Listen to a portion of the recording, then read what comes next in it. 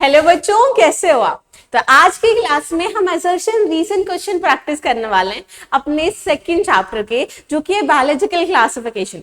Biological classification जिसको हम already complete कर चुके हैं अपनी एनसीईआरटी एम्पलीफायर सीरीज में। एक एक एनसीईआरटी की लाइन हमने अच्छे से समझ ली है। जिन बच्चों ने नहीं किया है वो उस वीडियो को जाके देख सकते हैं। उसके बाद हम करेंगे असर्शन रीजन क्वेश्चन। अब ये ऐसे टाइप के क्वेश्चन है जिसमें बहुत सारे बच्चे कंफ्यूज होते हैं, क्योंकि करेक्ट एक्सप्लेनेशन है या नॉट करेक्ट एक्सप्लेनेशन, यहाँ पे बच्चे फंस जाते हैं। अब सॉल्यूशन क्या है? सॉल्यूशन है ऐसे क्वेश्चंस की बहुत ज्यादा प्रैक्टिस करना, ताकि हम इसमें एक्सेल कर जाएं और नीट में एक भी क्वेश्चन हमारा गलत ना हो असर्शन रीजन से। इसीलिए बच्चा असर्शन रीजन सीरीज में हम सारे चैप्टर के असर्शन रीजन क्वेश्चन प्रैक्टिस करेंगे। आज का हमारा चैप्टर है बायोलॉजिकल क्लासिफिकेशन। तो चलो इसी के साथ आज की क्लास शुरू करते हैं। यहाँ पे बच्चा लोग हमारा पहला क्वेश्चन है two kingdom classification was inadequate. Two kingdom classification जो लीनियर सर ने दिया था वो बहुत टाइम तक यूज किया गया, पर देखा गया कि वो इनएडिक्वेट है, थोड़ा इनसफिशिएंट है। अब ये लाइन सोचते ही आपको एज रीजन खुद सोचना। अब रीजन में आपके दिमाग में आएगा कि क्यों इनएडिक्वेट था, क्योंकि इसके कुछ ड्रॉबैक्स थे। अब उन ड्रॉबैक्स में से एक ड्रॉबैक क्या था कि बहुत सारे ऐसे ऑर्गेनिज्म थे जो किसी भी कैटेगरी में फॉल नहीं कर सकते थे।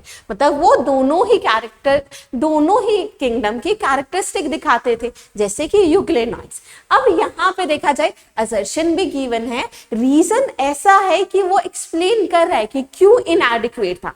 तो असर्शन रीजन बच्चा दोनों ही करेक्ट हैं और रीजन हमारा करेक्ट एक्सप्लेनेशन। समझ गए?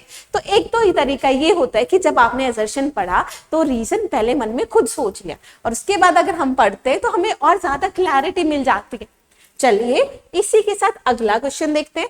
Next we have is archaebacteria are able to survive in harsh habitats.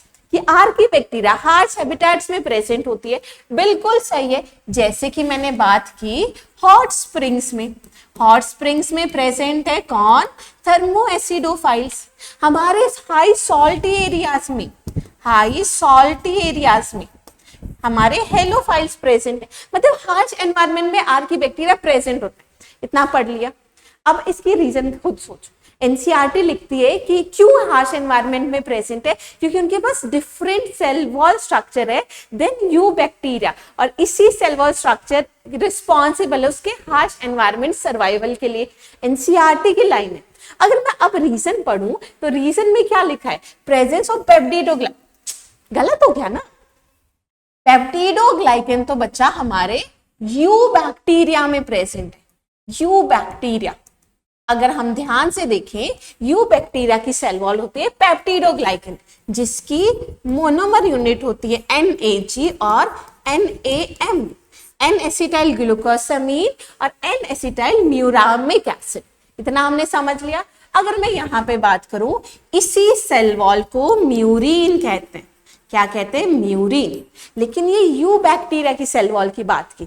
अगर मैं आर्कीबैक्टीरिया की बात करूं, आर्कीबैक्टीरिया, तो बच्चा आर्कीबैक्टीरिया में म्यूरिन नहीं होती, उसमें क्या होती है? सूडोम्यूरिन। क्या होती है? सूडोम्यूरिन।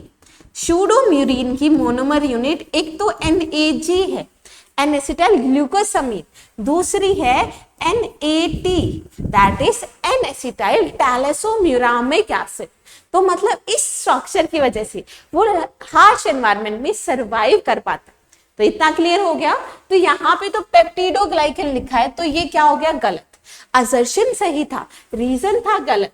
तो आंसर क्या आ जाएगा? ऑप्शन 3। तो यहां से बच्चा आंसर कौन सा हो गया? ऑप्शन 3। ओके, चलिए अगले क्वेश्चन पे चलते हैं। हमारा अगला क्वेश्चन कहता है assertion is methanogens are present in gut of ruminant animals। Methanogens एक तो मार्शी एरियाज में मिलते हैं, दूसरे गट ऑफ रूमिनेंट एनिमल्स। कौन एनिमल्स? जैसे कि गाय, जैसे बफेलो एंड काउ। तो बफेलो। तो एजर्शन हमारा बिल्कुल सही है। रीजन कह रहा है methanogen help in production of methane from Dang of ruminant. वो डंग ऑफ रूमिनेंट से मीथेन प्रोड्यूस करते हैं। क्या ये रीजन है कि वो उस गट में प्रेजेंट है? नहीं, ये दोनों ही सही है, बट ये इसकी करेक्ट एक्सप्लेनेशन नहीं है। तो आंसर क्या होगा? Assertion reason are true but reason is not the correct explanation of assertion. Okay, अब चलो अगले क्वेश्चन पे।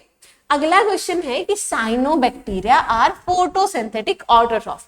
बिल्कुल सही बात है। साइनोबैक्टीरिया एक यू बैक्टीरिया जो कि फोटोसिंथेटिक है, मतलब फोटोसिंथेसिस करके ऑर्गेनिक मैटर सिंथेसाइज करती है। तो बिल्कुल सही है बच्चा, असर्शन इज करेक्ट। अगर मैं रीजन की बात करूं, रीजन में लिखा है cyanobacteria have chlorophyll a and b similar to green plant. बच्चे क्या करेंगे? जल्दबाजी में इसको करेक्ट कर देंगे। नहीं, हमारे साइनोबैक्टीरिया के पास क्लोरोफिल ए तो प्रेजेंट है पर क्लोरोफिल बी नहीं होता। तो यहाँ पे अगर ये लाइन होती cyanobacteria have chlorophyll A just like green plants, तो ये इसकी करेक्ट एक्सप्लेनेशन भी होती, आंसर होता 1। लेकिन यहाँ पे क्लोरोफिल बी लिख रखा है, तो ये क्या हो जाएगा? गलत हो जाएगा। असर्शन सही है लेकिन रीजन क्या है? फॉल्स। ओके, इस तरीके से एक एक वर्ड पे हमें ध्यान देना है। आगे देखो, अपना अगला क्वेश्चन है कीमोसिंथेटिक ऑटोट्रॉफिक बैक्टीरिया। अब कीमोसिंथेटिक ऑटोट्रॉफिक बैक्टीरिया है जो ऑक्सीडाइज करते हैं वेरियस इनऑर्गेनिक सबस्ट्रेट। अब वेरियस इनऑर्गेनिक सबस्ट्रेट को ऑक्सीडाइज करता है। बिल्कुल सही बात है, असर्शन सही है। जो एनर्जी रिलीज होती है ड्यूरिंग ऑक्सीडेशन उसको यूज कर लिया जाता है फॉर एटीपी प्रोडक्शन। अब रीजन भी सही है। अगर हम यहाँ पे देखें, असर्शन में कीमोसिंथेटिक को बता रखा है कि ऑटोट्रॉफिक है और किस तरीके से इनऑर्गेनिक को यूज करता है, ऑक्सीडाइज करता है वेरियस इनऑर्गेनिक सब्सटेंस को, और नीचे उसी चीज को एक्सप्लेन कर रहा है कि जो एनर्जी रिलीज हुई ऑक्सीडेशन से उसको एटीपी प्रोडक्शन में लेकर आ रहा है। तो हमारी असर्शन रीजन बच्चा दोनों ही सही है, और रीजन क्या है? उसी चीज को एक्सप्लेन कर रहा है। तो ऑप्शन क्या हो जाएगा? ऑप्शन हो जाएगा assertion and reason are true and reason is correct explanation. Okay, इसी के साथ हमारा अगला क्वेश्चन देखो, mycoplasma are pathogenic in animals and plants. Mycoplasma PPL organism जो स्मॉलेस्ट लिविंग ऑर्गेनिज्म है, अब वो हमारे पैथोजेनिक होते हैं, मतलब डिसीज कॉज करते हैं एनिमल्स में भी और प्लांट्स में भी। बिल्कुल सही चीज है। रीजन दे रखा है कि mycoplasma lacks cell wall and can survive without oxygen. वो ऑक्सीजन के बिना सर्वाइव कर सकते हैं, सेल वॉल, इसीलिए थोड़ी ना वो पैथोजेनिक है। नहीं, असर्शन रीजन सही है but reason is not correct explanation. Option क्या होना चाहिए बच्चा? ऑप्शन होना चाहिए 2।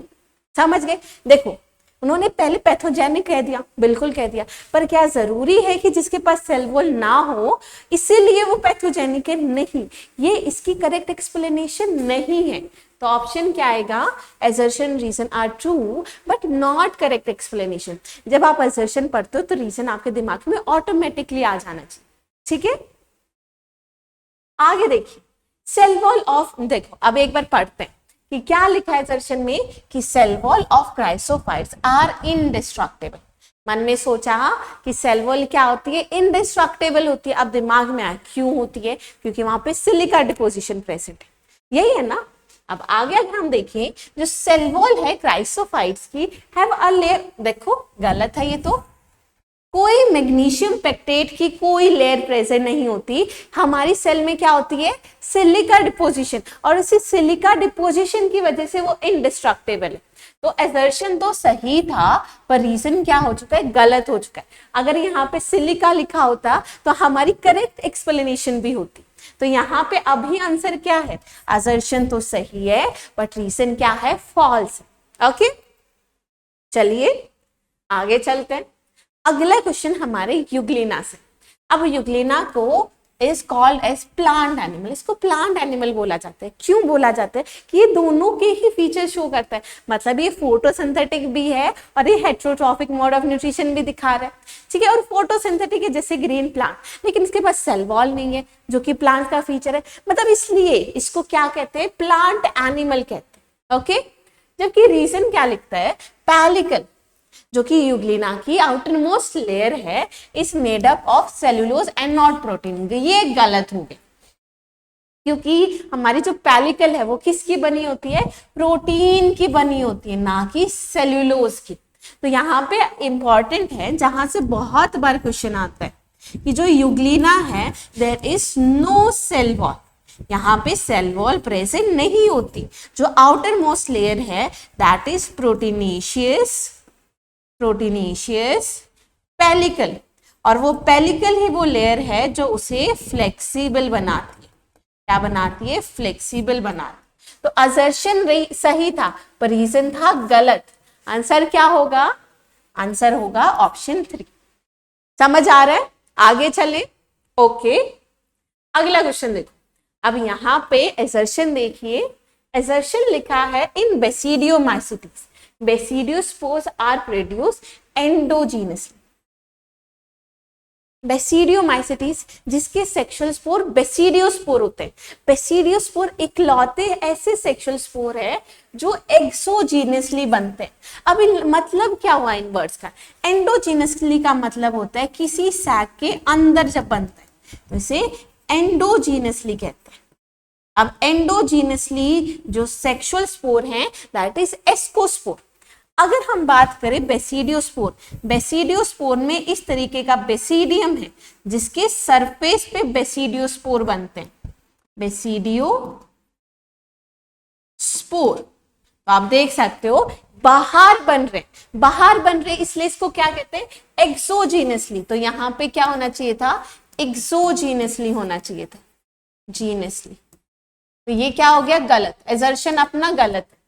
इन रीजन में देखो, इन एस्कोमाइसिटीज जहां पे सेक्सुअल स्पोर होते हैं एस्कोस्पोर आर प्रोड्यूस एक्सोजीनसली। अभी उल्टा लिख रखा है, एस्कोस्पोर एंडोजीनसली और बेसिडियोस्पोर एक्सोजीनसली, दोनों उल्टे कर दिए। तो हमारे असर्शन भी गलत है और रीजन भी गलत है। ऑप्शन आएगा। ये एक इंपॉर्टेंट पॉइंट था, बेसिडियोस्पोर सेक्सुअल हैं लेकिन एक्सोजीनसली, एस्कोस्पोर सेक्सुअल स्पोर है लेकिन एंडोजीनसली। लिखते हैं ना, एस्कोस्पोर एस्कस के अंदर बनते हैं जो कि हमारा सैक लाइक स्ट्रक्चर, तो याद रखेंगे। आगे देखिए अपना अगला question, sporozoans may have silica shells on their surface. कि जो स्पोरोजोन्स हैं उनकी सिलिका शेल हो सकता है, ऐसा तो हम कहीं नहीं पढ़ते। ये लाइन अगर एमीबॉयड के लिए लिखी होती तो सही होता, लेकिन यहाँ पे तो गलत है। जो स्पोरोजोन्स है वो एंडोपैरासाइट होते हैं, मतलब सेल के अंदर एज अ पैरासाइट प्रेजेंट होते हैं, जैसे कि प्लाज्मोडियम जो मलेरिया कॉज करता है। तो ये हमारा बिल्कुल सही है। तो assertion is correct, assertion is false, but reason is true. तो आंसर आ गया 4 आ गया। ओके, तो चलो अब हम अपने अगले क्वेश्चन पे चलते हैं। हमारा अगला क्वेश्चन है, in phycomycetes which is commonly known as sac fungi. क्या फाइकोमाइसिटीज को सैक फंजाई कहते हैं? नहीं बच्चा, सैक फंजाई बोला जाता है एस्कोमाइसिटीज। किसको? एस्कोमाइसिटीज, क्योंकि वहां पे सैक लाइक एस्कस प्रेजेंट है जिसमें एस्कोस्पोर डेवलप होते हैं। तो ये तो गलत है। हमारी जो फाइकोमाइसिटीज है इसका कॉमन नेम बच्चा एल्गल फंजाई। क्यों? क्योंकि यहाँ पे जो सेल वॉल है वो सेलुलोजिक होती है, इसलिए फाइकोमाइसिटीज को एल्गल फंजाई भी कहते हैं। आगे देखो, फाइकोमाइसिटीज में ज़ूस्पोर और एप्लेनोस्पोर प्रोड्यूस होते हैं एंडोजीनसली इन स्पोरेंजियम। तो ज़ूस्पोर एप्लेनोस्पोर दोनों एसेक्सुअल स्पोर्स हैं। ज़ूस्पोर मोटाइल है और हमारा एप्लेनोस्पोर नॉन मोटाइल है। दोनों एसेक्सुअल स्पोर हैं जो एंडोजीनसली फॉर्म होते हैं स्पोरेंजियम के अंदर। तो हमारी रीजन बिल्कुल सही है, assertion false, reason true. Answer क्या होगा? आंसर होगा 4। आगे चलिए, अगला है, deuteromycetes is known as fungi imperfect. सही तो बात है कि ड्यूटेरियोमाइसिटीज को फंजाई इम्परफेक्ट बोला गया। अब दिमाग में तुमने सोचा क्यों बोला गया? क्योंकि यहाँ पे सेक्सुअल स्टेज नहीं देखी जाती, सिर्फ और सिर्फ ए सेक्सुअल फॉर्म देखी जाती है। और रीजन में भी तो वही लिख सकता है कि only A sexual phase is non. तो हमारा असर्शन, रीजन दोनों करेक्ट हैं और करेक्ट एक्सप्लेनेशन ऑप्शन 1। अब अगला क्वेश्चन देखेंगे, Pasteur coined term contagium vivum fluidum. क्या ये सही है? नहीं है बच्चा। कॉन्टेजियम वाइवम फ्लूइडम किसने दिया था? बेजेनिक सर ने। बेजेनिक कौन से ईयर में? 1898 में। इन्होंने कहा था जब इन्फेक्टेड प्लांट का एक्सट्रैक्ट लिया जाए उसे हेल्दी प्लांट में डाल देते तो हेल्दी प्लांट में इन्फेक्शन हो जाता है, वो डिसीज अपीयर होती। और ये तो गलत हो गया, इसलिए उन्होंने कॉन्टेजियम वाइवम फ्लूइड मतलब इन्फेक्शियस लिविंग फ्लूइड ये फ्रेज दिया था। रीजन में क्या लिखा है? बेजेनिक सर फाउंड दैट जो वायरस है जो इन्फेक्ट करता है प्लांट को वो इन्फेक्शन कॉज कर सकता है एक हेल्दी प्लांट में। तो यही तो एक्सपेरिमेंट था और बेजेनिक ही वो सर थे जिन्होंने टर्म दी थी दैट इज वायरस। तो assertion is incorrect but reason is correct. Answer क्या होगा? आंसर होगा 4। इस चीज को ध्यान रखिएगा, एनसीईआरटी बहुत बार अपडेट कर चुकी है। अब फाइनली क्या है कि बेजेनिक सर ने वायरस टर्म दी थी, ठीक है। पहले कई बार पैस्चर मेंशन था, चेंज होता रहा, फाइनली बेजेनिक। आगे चलते हैं। Virus is an obligate parasite. लो जी, वायरस ऑब्लिगेट पैरासाइट है। आपने मन में सोचा ऑब्लिगेट पैरासाइट क्यों है? क्योंकि वो सिर्फ और सिर्फ लिविंग हो, सेल के अंदर हो, तब वो कैरेक्टरिस्टिक दिखाता है लिविंग के। और जब वो बाहर होता है आउटसाइड द होस्ट, वो एक इनर्ट क्रिस्टलाइन स्ट्रक्चर वायरियन की तरह प्रेजेंट है। तो ये उसका रीजन है। जबकि यहाँ पे दे रखा है कि वायरस होस्ट स्पेसिफिक है। हमारा रीजन स्टेटमेंट तो सही है, लेकिन क्या ये एक्सप्लेन करता है कि उसे ऑब्लिगेट पैरासाइट कह रहे? नहीं करता। तो हमारी assertion reason both are true but not correct explanation. Clear हो गया? आगे चले, आगे देखो। In lichens mycobiont and phycobiont are symbiotically associated. कोई दिक्कत नहीं है, लाइकेंस में हमारे एल्गी फंजाई सिम्बायोटिकली एसोसिएटेड है, बिल्कुल। एल्गी प्रीडोमिनेंट नहीं। अगर हम ध्यान से देखें, एल्गी हमारी सबऑर्डिनेट होती है, प्रीडोमिनेंट कौन है? फंजाई, और सबऑर्डिनेट है एल्गी। तो बच्चा ये उल्टा दे रखा है, ठीक है। जो शेल्टर प्रोवाइड कर रहा है फंजाई प्रीडोमिनेंट पार्टनर, तो असर्शन तो गलत हो गया ना। रीजन क्या है? एल्गी उसे ऑर्गेनिक मैटर फूड प्रोवाइड करती है और फंगस उसे शेल्टर और मिनरल न्यूट्रिएंट्स प्रोवाइड करता है। तो देखो रीजन सही से बिल्कुल एक्सप्लेन कर रहा है, लेकिन असर्शन क्या था? गलत था। Assertion is false, reason is true. अगला क्वेश्चन देखते हैं कि जो सेल वॉल है मोनेरा में is made up of chitin. आए हाय, कितना गलत है। हमें पता है कि मोनेरा में जो सेल वॉल है वो पेप्टिडोग्लाइकन की बनी है। किसकी बनी है? पेप्टिडोग्लाइकन। जबकि काइटिन सेल वॉल फंगस में देखी जाती, फंजाई में देखी जाती। क्लियर हो गया? तो असर्शन अपना गलत है। रीजन दे रखा है प्रोटिस्टिन और प्रोकैरियोटिक। प्रोटिस्टिन में तो यूनिसेलुलर यूकैरियोट्स होते हैं ना, प्रोकैरियोट्स तो सबको हमने मोनेरा में डाल दिया था। तो हमारा असर्शन और रीजन दोनों ही गलत है। ऑप्शन 4 लिखता है both assertion reason are false. तो हमारे जो क्वेश्चन है उसमें हमने सारे टाइप के लिख रखे। कई बारी जो ऑप्शन है उनको ऊपर नीचे कर दिया जाता है। 4th ऑप्शन कई जगह होता है असर्शन रीजन बोथ फॉल्स या असर्शन फॉल्स रीजन ट्रू। तो इस चीज का हमें ध्यान रखना है, ठीक है। आगे चलते हैं। Aristotle used simple morphological character to classify plant into tree, shrubs and herbs. Aristotle sir ने simple morphological character कि उसका habit structure देखा था कि plant tree है, shrub है या herb है। तो बिल्कुल सही है। Aristotle sir is known as father of biology. Yes, Aristotle sir ये जिन्हें फादर ऑफ बायोलॉजी भी कहा जाता है और फादर ऑफ ज़ूलॉजी भी कहा जाता है। तो ये भी सही है, बट क्या ये रीजन है कि उन्होंने ये क्लासिफिकेशन दिया था? नहीं। असर्शन रीजन है दोनों सही, बट ये हमारी नॉट करेक्ट एक्सप्लेनेशन। तो ऑप्शन क्या करोगे? ऑप्शन करोगे सेकंड। चलो अगले क्वेश्चन पे। एसेक्सुअल रिप्रोडक्शन देखा जाता है यूग्लिना में, which is longitudinal binary fission. कि अगर इस तरीके का स्ट्रक्चर मैंने देखा तो इस तरीके से लॉन्गिट्यूडनली बाइनरी फिशन होता है। बिल्कुल सही है। रीजन में है दो यूग्लेनॉइड्स आर फोटोसिंथेटिक, जब उन्हें लाइट मिलती है तो वो फोटोसिंथेटिक मोड ऑफ न्यूट्रिशन दिखाते हैं, अपना ऑर्गेनिक मैटर खुद बनाएंगे। लेकिन जब लाइट नहीं मिलती वो बिहेव करते हैं हेट्रोट्रॉफ की तरह और प्रेडेट करते हैं ऑन स्मॉलर ऑर्गेनिज्म। तो हमारा असर्शन सही है, रीजन भी सही है, उसके मिक्सोट्रॉपिक मोड ऑफ न्यूट्रिशन बता रहा है, लेकिन ये दोनों आपस में एकदम लिंक नहीं है, तो ये हमारी नॉट करेक्ट एक्सप्लेनेशन है। तो ऑप्शन क्या होगा, सेकंड होगा। ओके, आगे चलते हैं। Ciliated protozoan, ciliated protozoan example क्या होता है, जैसे कि पैरामीशियम। क्या होता है, paramecium. Paramecium have a cavity that opens outside the cell surface, कि पैरामीशियम में कैविटी प्रेजेंट है जो आउटसाइड द सरफेस प्रेजेंट होते हैं, जिसे गलेट कहते हैं। सही है। The coordinated movement of rows of cilia, कि सीलिया की कोऑर्डिनेटेड मूवमेंट से water laden to be steered into the gullet. अब ये भी सही है, बट ये आपस में लिंक नहीं है, ना इसकी करेक्ट एक्सप्लेनेशन है, ना इसको ये ज्यादा एक्सप्लेन कर रहा है कि कैविटी के स्ट्रक्चर को, नहीं। तो असर्शन रीजन ट्रू है, लेकिन कोई कनेक्शन नहीं। क्या होंगे, नॉट करेक्ट एक्सप्लेनेशन। आगे चलें। बिल्कुल, इन आर्कीबैक्टीरिया, अरे वाह, आर्कीबैक्टीरिया में जो लिपिड है वो ईथर लिंक्ड होती है and are in form of branch chain.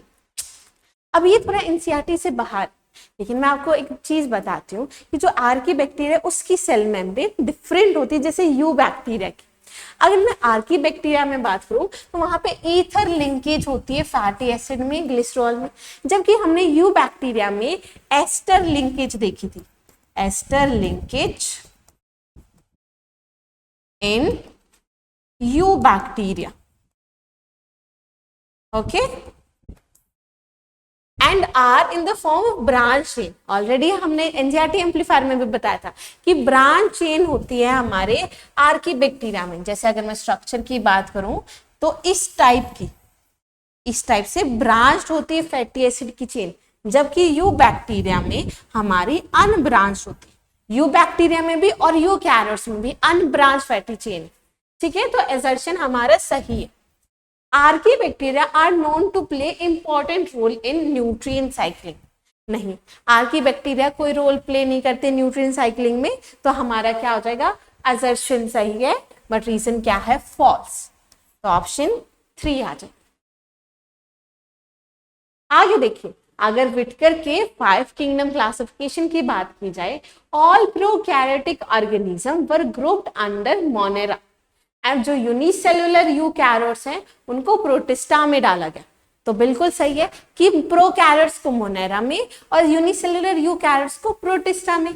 यही तो था हमारा क्लासिफिकेशन, तो असर्शन सही है, that is according to 5 kingdom classification. This classification was based on complexity of structure of cell and nucleus। कि अगर यहाँ पे बात की जाए तो न्यूक्लियस मेम्ब्रेन प्रेजेंट है या नहीं, ये भी देखी गई थी। सेल स्ट्रक्चर कैसा है, प्रोकैरियोटिक है या यूकैरियोटिक है, और ये बेसिस था, तभी तो उन्होंने यूकैरियोट्स को और प्रोकैरियोट्स को अलग किया। तो ये इसकी करेक्ट एक्सप्लेनेशन भी है। तो ऑप्शन क्या हो गया, करेक्ट एक्सप्लेनेशन, कि रीजन में उन्होंने बेसिस बता दिया, उस बेसिस पे क्लासिफिकेशन दिया गया था कि यूनिसेलुलर यूकैरियोट्स को प्रोटिस्ट में डाल दो और प्रोकैरियोट्स को मोनेरा में डाल दो। तो बिल्कुल करेक्ट एक्सप्लेनेशन है। ठीक है, आगे चलते। अगर बैक्टीरिया की बात की जाए तो bacteria are also called PPL, नहीं, मतलब दिस इज पार्शियली करेक्ट। अगर मैं बैक्टीरिया की बात करूं, ये पीपीएलओ स्पेसिफिकली माइकोप्लाज्मा का बोला जाता है, माइकोप्लाज्मा। तो ये अगर सिर्फ बैक्टीरिया के बारे में बात करती तो ये गलत हो गया। बैक्टीरिया एक ब्रॉडर टर्म है, जबकि माइकोप्लाज्मा बैक्टीरिया में आते हैं। तो करेक्ट क्या होना चाहिए, mycoplasma also known as PPL. ठीक है, तो हमारा असर्शन गलत है, सभी बैक्टीरिया को पीपीएलओ नहीं कहा जाता।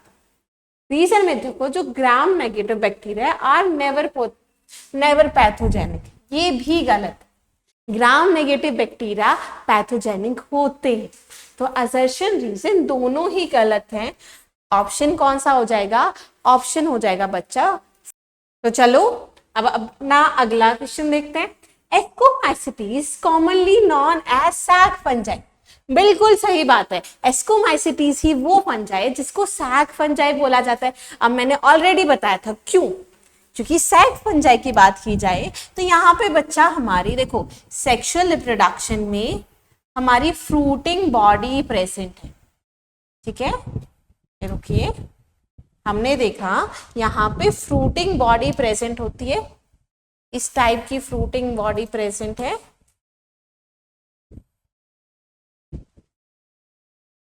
इस फ्रूटिंग बॉडी को बच्चा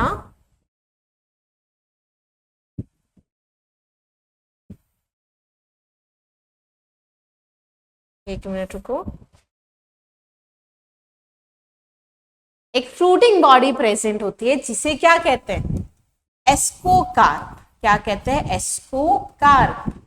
इस फ्रूटिंग बॉडी के अंदर प्रेजेंट होते हैं एस्कस, इस टाइप के स्ट्रक्चर प्रेजेंट है, सैक लाइक स्ट्रक्चर जिसे एस्कस कहते हैं, जिसकी प्लूरल फॉर्म होती है एसाई, और उसके अंदर एस्कोस्पोर्स डेवलप होते हैं। एस्कोस्पोर हमारे सेक्सुअल स्पोर्स, ये हैं एस्कोस्पोर्स। क्लियर हो गया। अब इस टाइप में क्योंकि यहाँ पे सैक लाइक एस्कस प्रेजेंट है इसलिए इसको सैक फंजाई बोला गया। अगर मैं यहाँ पे रीजन में देखूं, रीजन में क्या लिखा है, sexual spore of ascomycetes are produce endogenously. Ascospore endogenously produce होते हैं इन सैक लाइक एसाई। तो ये बिल्कुल सही है, सैक फंजाई भी बोलते हैं क्योंकि वहां पे सैक लाइक एसाई प्रेजेंट है। तो असर्शन रीजन दोनों सही है और करेक्ट एक्सप्लेनेशन, ठीक है। आगे बात करते हैं, slime moulds are saprophytic protist. तो स्लाइम मोल्ड्स सेप्रोफिटिक प्रोटिस्ट होते हैं, बिल्कुल सही बात है। कैसे? सेप्रोफिटिक का मतलब है कि वो ऑर्गेनिक मैटर किससे लेंगे, डेड मैटर से लेंगे, ठीक है। आपने मन में सोच लिया। अब देखो रीजन कि जो बॉडी है स्लाइम मोल्ड्स की वो मूव करती है along decaying twig and leaf. जो डिके कर रहे हैं ट्विग मतलब जो डेड मैटर है उसके अलोंग क्या करते हैं, मूव करते हैं और वहां से ऑर्गेनिक मैटर को इनगल्फ करते हैं। तो सही बात है, असर्शन सही भी है, सेप्रोफाइट, और नीचे बता भी दिया उन्होंने ऑर्गेनिक मैटर एक डेड मैटर से ले रहे हैं, तो उसको एक्सप्लेन भी कर दिया गया। तो ये क्या होगी, अगेन हमारी करेक्ट एक्सप्लेनेशन। अब अगला क्वेश्चन देखो, इन प्लांट जो सिम्टम्स हैं वायरल डिसीजेस के can be mosaic formation, leaf rolling या येलोइंग या वेन क्लियरिंग। ये डिफरेंट टाइप के सिम्टम्स देखे जाते हैं, बिल्कुल सही स्टेटमेंट है। रीजन में दे रखा है कि जो एमडब्ल्यू बेचनिक सर थे उन्होंने डेमोन्स्ट्रेट किया था कैसे extract from infected plant disease cause कर सकता है एक हेल्दी प्लांट में, और सिर्फ फ्लूइडम के लिए उन्होंने दिया था term that is contagium vivum fluidum. Already we have studied, जिसे इन्फेक्शियस लिविंग फ्लूइड कहा जाता है। असर्शन भी सही है, रीजन भी सही है। क्या आपस में किसी भी तरीके से लिंक है? नहीं है। तो assertion reason true but not correct explanation, not correct explanation. Amoeboid protozoans move and capture their prey, putting out their sauropodia. Amoeboid मतलब जैसे अमीबा, इस तरीके का स्ट्रक्चर प्रेजेंट होता है ना। अब यहाँ पे होता क्या है, जब यहाँ पे उसका फूड प्रेजेंट होता है तो ये सूडोपोडिया फॉर्मेशन करके फूड को एनगल्फ कर लेते हैं। यही तो था अमीबा का स्ट्रक्चर। बिल्कुल सही है, सूडोपोडिया प्रेजेंट है जिसे फॉल्स फीट कहा जाता है। क्या कहा जाता है? False feet. जो पैरासिटिक अमीबॉइड हैं वो कॉज करते हैं स्लीपिंग सिकनेस। नहीं, स्लीपिंग सिकनेस ट्रिप्नोसोमा कॉज करता है, ट्रिप्नोसोमा, जो कि एक फ्लैजिलेटेड प्रोटोजोन। तो रीजन क्या है? गलत है। असर्शन सही था, रीजन था गलत। तो आंसर क्या होगा? आंसर होगा थर्ड। आगे देखिए, आगे अगले क्वेश्चन में देखते हैं कि जो बैक्टीरिया है एज अ ग्रुप वो मोस्ट एक्सटेंसिव मेटाबॉलिक डाइवर्सिटी दिखाते हैं। अब इस लाइन को समझेंगे, मेटाबॉलिक डाइवर्सिटी मतलब अलग अलग टाइप का मेटाबॉलिज्म दिखाते हैं। अब बैक्टीरिया बच्चा हमारा ऑटोट्रॉफिक भी है, जिसमें फोटोसिंथेसिस भी है, कीमोसिंथेटिक बैक्टीरिया भी है। इसी मोनेरा में हेटेरोट्रॉफ्स भी आते हैं, जहां पे हमारे कुछ में पैरासिटिक मोड, किसी में सेप्रोफिटिक, किसी में सिम्बायोटिक। तो कितने अलग अलग टाइप का मेटाबॉलिज्म प्रेजेंट है, अलग अलग जगह से एनर्जी सोर्स लेते हैं। तो इसी तरीके से हमने डाइवर्सिटी को एक्सप्लेन कर दिया ना। अगर मैं रीजन में देखूं, रीजन कह रहा है कि बैक्टीरिया का स्ट्रक्चर तो सिंपल है but they are complex in behaviour, complex है बिहेवियर में। देखो बच्चा, अगर ये दोनों ऊपर नीचे लिखे होते तो वो करेक्ट एक्सप्लेनेशन होता। अगर आपके पास होता असर्शन में कि ये कॉम्प्लेक्स इन बिहेवियर है और रीजन में लिखा था क्यों, क्योंकि ये मेटाबॉलिक डाइवर्सिटी दिखाते, तो वो करेक्ट एक्सप्लेनेशन होती। अब ये कॉम्प्लेक्स इन बिहेवियर है इसलिए मेटाबॉलिक डाइवर्सिटी है, ये करेक्ट नहीं। समझ गए? अगर इसको ऊपर नीचे कर देते, इसको असर्शन और ये रीजन होता, तब वो करेक्ट एक्सप्लेनेशन। ये मेटाबॉलिक डाइवर्सिटी उसे कॉम्प्लेक्स इन बिहेवियर बना रहा, तो बच्चा ये हमारा नॉट करेक्ट एक्सप्लेनेशन। तो कई बार क्वेश्चन इस तरीके के आते हैं कि बहुत ज्यादा सिमिलर लग रहे हैं, असर्शन रीजन वन होना चाहिए करेक्ट एक्सप्लेनेशन, पर आपको देखना पड़ेगा कि क्या इसको उल्टा करके ज्यादा सेंस बना पा रहे हैं। समझे? तो ये उस टाइप का क्वेश्चन है और ये बहुत अच्छा क्वेश्चन था।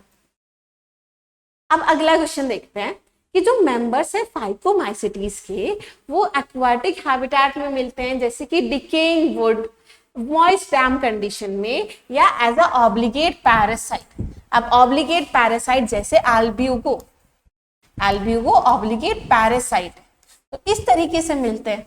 बिल्कुल सही है फाइकोमाइसिटीज के बारे में। जो माइसीलियम है फाइकोमाइसिटीज का, वो सेप्टेट, नहीं, गलत है। फाइकोमाइसिटीज इकलौती वो क्लास है जहां पे एसेप्टेट माइसीलियम पाया जाता है, मतलब एक ऐसा लॉन्ग ट्यूब लाइक स्ट्रक्चर जहां पे मल्टी न्यूक्लिएटेड साइटोप्लाज्म, और इसी को सीनोसिटिक कहा जाता है। सीनोसिटिक हाइफे जो सिर्फ और सिर्फ फाइकोमाइसिटीज में मिलते हैं। तो रीजन क्या है? गलत। Assertion is true but reason is false, option 3। आगे देखिए, जो बैक्टीरिया है वो रिस्पायर करता है एरोबिकली भी और अनएरोबिकली।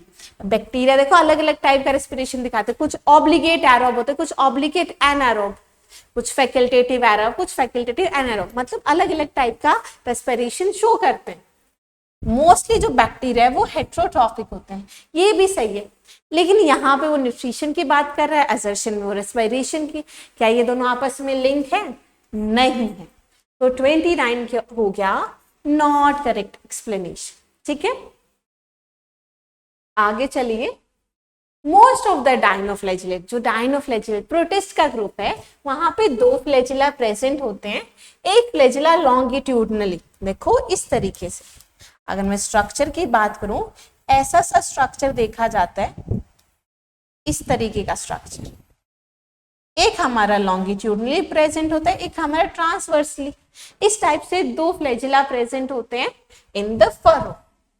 रीजन में है कि जो मेजोरिटी है आर फ्रेश वाटर और स्टेगनेंट नहीं, स्टेगनेंट वाटर में हमारे यूग्लिनॉइड्स मिलते हैं, ना कि डायनोफ्लैजिलेट्स। डायनोफ्लैजिलेट तो सी में मिलते हैं, ओशियंस में मिलते हैं। तो असर्शन तो सही था, बट रीजन क्या है? गलत। तो आंसर क्या हो जाएगा आपका? आंसर हो जाएगा आपका थर्ड। ओके, चलिए अब देखो, next we have is viroids are different from viruses. Viroids को डिफरेंट कहा जाता है वायरस से। डिफरेंट है ना, क्यों है? मन में सोचो, वायरस के पास तो न्यूक्लियोप्रोटीन, न्यूक्लिक एसिड प्रोटीन दोनों है, जबकि वायरॉइड सिर्फ और सिर्फ सिंगल स्ट्रैंडेड आरएनए का बना हुआ है, कोई कैप्सिड प्रेजेंट नहीं। यही तो रीजन है। और यहाँ पे रीजन क्या लिखा है कि वायरस के पास कैप्सिड नहीं है, जबकि वायरस के पास कैप्सिड होता है। तो असर्शन सही है, रीजन भी सही, रीजन एक्सप्लेन भी कर रहा है कि कैसे डिफरेंट है। तो ऑप्शन 1। अगला है कि जो सेल वॉल है डाई एटम्स की, वो इनडिस्ट्रक्टेबल होती है। ये देखो, ये क्वेश्चन ऐसा आ चुका है, इनडिस्ट्रक्टेबल है। और रीजन क्या बताया था? क्योंकि वहां पे सिलिका डिपोजिशन है, तभी तो वो इनडिस्ट्रक्टेबल है। तो असर्शन रीजन सही भी और उसको एक्सप्लेन भी कर रहा है, ऑप्शन 1। अगला क्वेश्चन देखो, जो वायरस है वो ऑब्लिगेट पैरासाइट, ये भी आ चुका है। अब वायरस ऑब्लिगेट पैरासाइट क्यों है? क्योंकि वो सिर्फ और सिर्फ लिविंग कैरेक्टरिस्टिक तभी दिखाते हैं जब वो होस्ट सेल के अंदर हो, मतलब वो प्रोपेगेट नहीं कर सकते, वो रिप्रोड्यूस नहीं कर सकते आउटसाइड द सेल, क्योंकि वो सिर्फ और सिर्फ सेल के अंदर प्रोपेगेट करेंगे, रिप्रोड्यूस। बाहर सेल के, होस्ट सेल के बाहर वो एक इनर पार्टिकल की तरह प्रेजेंट है। तो assertion reason is correct and also correct explanation. Next we have is mycoplasma, जो कि पैथोजेनिक है। अच्छा, ये क्वेश्चन हमारा बच्चा आ भी चुका है, पैथोजेनिक है, इसका ऑप्शन 2 है, ये ऑलरेडी हम सॉल्व कर चुके हैं। ओके चलो फाइन, अगले क्वेश्चन पे चल। Archie bacteria can survive in harsh habitats. Archie bacteria harsh habitat में सर्वाइव कर सकता है ना? क्यों कर सकता है? क्योंकि इसके पास different cell wall structure, These have different cell wall structure, जहाँ पे NAT प्रेजेंट है, जहाँ पे सूडोम्यूरिन प्रेजेंट है, और इसलिए तो वो हार्श एनवायरनमेंट पे सरवाइव कर पा रहा है। तो बच्चों ये हमारा क्या है? Correct explanation. क्या है? Correct explanation. आगे चले, अब आगे देखिए, assertion of consumer decomposer. Consumer decomposer किसकी बात कर रहा है? जो प्रोटिस्ट जो कि डिकम्पोजर है, that is slime moulds. Slime moulds जिनके पास स्पोर्स के पास सेल्यूलोसिक सेल वॉल, बिल्कुल सही असर्शन। तो और जो स्पोर है वो डिस्पर्स होते हैं बाय विंड। अब असर्शन रीजन दोनों सही है, लेकिन रीजन में वो डिस्पर्सल की बात कर रहा है, असर्शन में वो न्यूट्रिशन और उसकी सेल्यूलोसिक सेल की बात कर रहा है। तो इसलिए ये बिल्कुल हमारा लिंक नहीं है, तो ऑप्शन क्या हो जाएगा? Second, not correct explanation. आगे देखिए, जो साइनोबैक्टीरिया जो कि फोटोसिंथेटिक ब्लू ग्रीन एल्गी है with all prokaryotic structure. Prokaryotic structure तभी तो इसको मोनेरा में डाला गया था, यू बैक्टीरिया में। बिल्कुल सही है। रीजन लिखा है they are green due to presence of chloroplast. अब बच्चे भाग के इसको सही कर देंगे, नहीं, तुम ध्यान दो, यहाँ पे क्लोरोप्लास्ट लिखा है। क्या मेम्ब्रेन बाउंड ऑर्गेनेली प्रोकैरियोट में प्रेजेंट होती है? मेम्ब्रेन बाउंड ऑर्गेनेली नहीं होती, किसी भी प्रोकैरियोट के पास क्लोरोप्लास्ट नहीं है। तो रीजन क्या होगा? गलत। अगर यहाँ पे क्लोरोफिल लिखा होता तो वो सही होता। ठीक है, तो assertion is true but reason is false. Okay? अगले पे चलते, जो टू किंगडम क्लासिफिकेशन है, जिसको बहुत टाइम तक यूज किया गया लेकिन वो इनएडिक्वेट है। अब इनएडिक्वेट क्यों था? क्यों? इसके कुछ ड्रॉबैक्स थे। अब रीजन में दे रखा है कि it did not distinguish between eukaryote and prokaryote, unicellular and multicellular, photosynthetic and non photosynthetic. मतलब ये ड्रॉबैक थी कि वो यूनिसेल्युलर मल्टीसेल्युलर को डिस्टिंग्विश नहीं कर पाए। क्लेमाइडोमोनास को ही रख दिया ग्रीन प्लांट्स के साथ जो कि मल्टीसेल्युलर है इन प्लांट। ऑल्सो हमारे प्रोकैरियोटिक बैक्टीरिया को रख दिया गया along with green plants, prokaryotic और यूकैरियोट्स को भी डिस्टिंग्विश नहीं किया। फोटोसिंथेटिक ग्रीन एल्गी और नॉन फोटोसिंथेटिक फंजाई, उनको भी एक ही प्लांट में डाल दिया, जस्ट बिकॉज सभी के पास सेल वॉल थी। अब ये एक ड्रॉबैक है, इसलिए तो उसे इनएडिक्वेट कहा गया था। तो असर्शन रीजन दोनों सही है और उसकी करेक्ट एक्सप्लेनेशन भी है। आगे देखिए, जो किंगडम प्रोटिस्टा है, it has brought together Chlamydomonas, Chlorella, Paramecium, Amoeba, कि हमारे प्रोटिस्ट में अलग अलग टाइप के जो ऑर्गेनिज्म है, क्लेमाइडोमोनास, क्लोरेला, जिन्हें प्लांटी में रखा गया था, एमीबॉइड और पैरामीशियम जिन्हें एनिमेलियम में रखा गया था, just because cell wall basis था। जबकि क्राइटेरिया जो है चेंज होता रहता है ओवर द टाइम। अब जब बाद में जब प्रोटिस्ट में यूनिसेल्युलर यूकैरियोट्स को डाला गया, अब वो क्राइटेरिया चेंज हो गया तो अलग अलग ऑर्गेनिज्म को प्रोटिस्ट में डाल दिया गया। अब इसी क्राइटेरिया चेंज की वजह से जो किंगडम है उनमें जो ऑर्गेनिज्म है वो चेंज होते रहे। तो हमारा असर्शन रीजन दोनों ही सही है और हमारी करेक्ट एक्सप्लेनेशन। अगला क्वेश्चन देखो, जो फंजाई हैं वो सेप्रोफाइट होते हैं, काफी सारे फंजाई जो सेप्रोफाइट है, दे आर हेट्रोट्रॉफिक, बिल्कुल हेट्रोट्रॉफिक है, और एब्सॉर्ब करते हैं सॉल्युबल इनऑर्गेनिक लिखा है, नहीं, क्या एब्सॉर्ब करते हैं? Soluble organic matter from dead substrate. तब उन्हें सैप्रोफाइट कहते हैं। तो यहाँ पे तो इनऑर्गेनिक लिखा है ना, छोटी सी चीज, तो यहाँ पे असर्शन तो सही था पर रीजन क्या था, गलत। तो हमारा आंसर क्या होगा, ऑप्शन 3। अगले क्वेश्चन पे चलते हैं।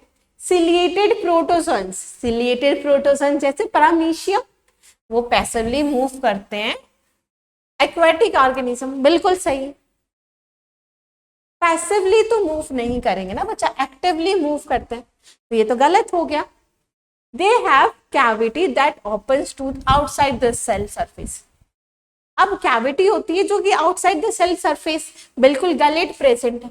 तो देखो असर्शन हमारा गलत है, सिलिया है प्रेजेंट है, तो वो एक्टिवली मूव करेंगे, पैसिवली नहीं। तो असर्शन हमारा गलत हो गया, बट रीजन हमारा सही है। तो आंसर क्या होगा, आंसर होगा 4। और बच्चा यहाँ पे हमारे क्वेश्चन सारे हो गए असर्शन रीजन के। हमने बहुत अलग अलग टाइप के असर्शन रीजन क्वेश्चन प्रैक्टिस किए और बहुत अच्छे क्वेश्चंस थे। तो आपको ये समझ आ गया होगा कब करेक्ट एक्सप्लेनेशन करनी होती है, कब नॉट करेक्ट एक्सप्लेनेशन। और इसी तरह हम हर चैप्टर के असर्शन रीजन क्वेश्चन प्रैक्टिस करेंगे। तो जल्दी मुझे कमेंट सेक्शन में बताओ आज की क्लास कैसी लगी। क्या कोई ऐसा असर्शन रीजन है जो आपने कहीं पढ़ा हो जिसमें आपको कंफ्यूजन हो, तो वो असर्शन रीजन कमेंट सेक्शन में लिखो और मुझे बताओ क्लास कैसी लगी। आज के लिए इतना ही, थैंक यू सो मच।